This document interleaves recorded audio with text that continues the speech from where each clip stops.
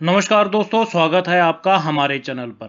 दोस्तों, पिछले कुछ दिनों जो कुछ महाराष्ट्र के अंदर हो रहा है, जिसमें पहले तो शिवसेना के कुछ एमएलए एकनाथ शिंदे जी की लीडरशिप में अपनी ही पार्टी के खिलाफ बगावत कर देते हैं।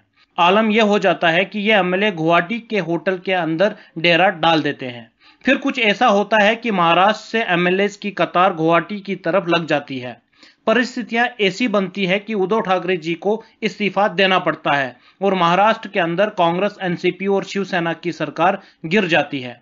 दोस्तों, सरकार गिरते गिरते यह पता लग जाता है कि एकनाथ शिंदे जी और उनके साथ बागी एमएलए के पीछे किसका हाथ है।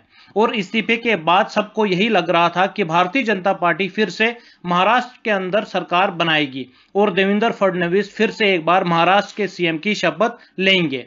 पर शपथ वाले दिन भारतीय जनता पार्टी की लीडरशिप ने एक चौंकाने वाला फैसला लिया, जिसमें उन्होंने बताया कि एकनाथ शिंदे जी महाराष्ट्र के नए सीएम की शपथ लेंगे और देवेंद्र फडणवीस उप मुख्यमंत्री की शपथ लेंगे। और हुआ भी ऐसा ही। दोस्तों, चलिए आज की वीडियो में हम जानते हैं कि भारतीय जनता पार्टी ने एकनाथ शिंदे जी को महाराष्ट्र का नया मुख्यमंत्री क्यों बनाया और इसके पीछे भारतीय जनता पार्टी का क्या मास्टर प्लान है। दोस्तों, इससे पहले अगर आपने मेरा ये चैनल सब्सक्राइब नहीं किया है तो पहले इस चैनल को सब्सक्राइब कर दें और नोटिफिकेशन बेल को जरूर दबाएं ताकि आपको हमारे आने वाले वीडियोस की अपडेट सबसे पहले पहुंचे। तो दोस्तों, चलिए शुरू करते हैं आज का वीडियो। दोस्तों, महाराष्ट्र के अंदर एकनाथ शिंदे जी को सीएम बनाने का सबसे बड़ा कारण मेरे नजरिए से 2024 के लोकसभा इलेक्शंस हैं। 2019 के महाराष्ट्र विधानसभा के इलेक्शन के बाद भारतीय जनता पार्टी को यह समझ आ गया था कि उद्धव ठाकरे के रहते भारतीय जनता पार्टी और शिवसेना का दोबारा एक साथ आना पॉसिबल नहीं है। और अगर ऐसा होता है तो 2024 के लोकसभा इलेक्शंस में भारतीय जनता पार्टी को महाराष्ट्र के अंदर से अकेले ही इलेक्शन लड़ने पड़ेंगे। दोस्तों, मैं आपको बता दूं कि महाराष्ट्र के अंदर उत्तर प्रदेश के बाद दूसरी सबसे ज्यादा लोकसभा सीटें हैं। महाराष्ट्र के अंदर कुल 48 लोकसभा सीटें हैं। 2019 में भारतीय जनता पार्टी और शिवसेना ने एक साथ इलेक्शन लड़ा था, जिसकी वजह से भारतीय जनता पार्टी को कुल 23 और शिवसेना को कुल 18 सीटें मिली थी। यहां पर गौर करने वाली बात यह है कि दोनों ही पार्टियों का वोट बैंक एक ही है। दोनों ही पार्टियां हिंदुत्व के वोट बैंक पर अपनी राजनीति करती है। ऐसे में अगर दोनों पार्टियां अलग अलग इलेक्शन लड़ती तो जाहिर है ये वोट बैंक भी दोनों पार्टियों में बढ़ जाता और जिसका सीधा फायदा एनसीपी और कांग्रेस को मिलने वाला था। ऐसे में भारतीय जनता पार्टी के पास दो ही रास्ते थे, एक कि उद्धव ठाकरे जी की सारी शर्तें मान ली जाए या फिर शिवसेना के अंदर ही फूट डाल दी जाए, जिससे उद्धव ठाकरे जी का शिवसेना पर ही कंट्रोल खत्म हो जाए।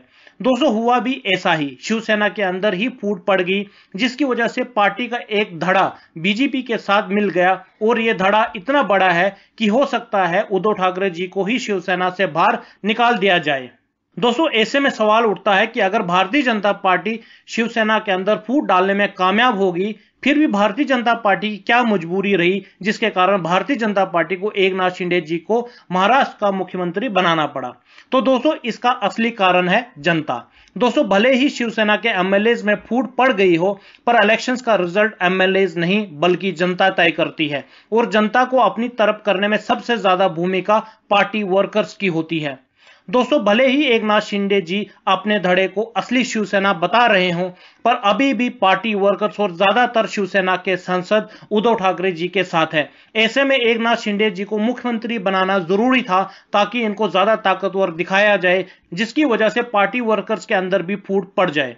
दोस्तों, अगर शिवसेना के पार्टी वर्कर्स भी दोनों धड़ों में बढ़ जाते हैं तो शिवसेना के दोनों धड़े बहुत कमजोर हो जाएंगे और ये सारा vote bank Bharatiya Janata party की तरफ चला जाएगा। दोस्तों, भारतीय जनता पार्टी को 2019 के लोकसभा इलेक्शन में पूरे देश में कुल 303 सीटें मिली थी, जिसमें एक बड़ा हिस्सा वेस्ट बंगाल से भी आया था। बंगाल से भारतीय जनता पार्टी को कुल 18 सीटें मिली थी, जो कि इस बार सारी की सारी सीटें जाती हुई दिख रही हैं। ऐसे में अगर भारतीय जनता पार्टी को महाराष्ट्र के अंदर भी नुकसान होता है तो भारतीय जनता पार्टी को पूर्ण बहुमत वाली सरकार 2024 में बनाना बहुत मुश्किल हो जाएगा।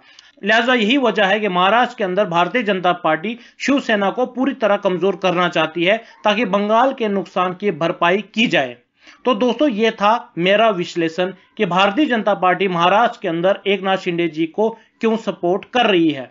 दोस्तों, अगर आपको मेरा ये एनालिसिस अच्छा लगा हो तो मेरी इस वीडियो को लाइक और ज्यादा से ज्यादा शेयर करें। तो दोस्तों, चलिए मिलते हैं अब आपके साथ अगली वीडियो में। नमस्कार।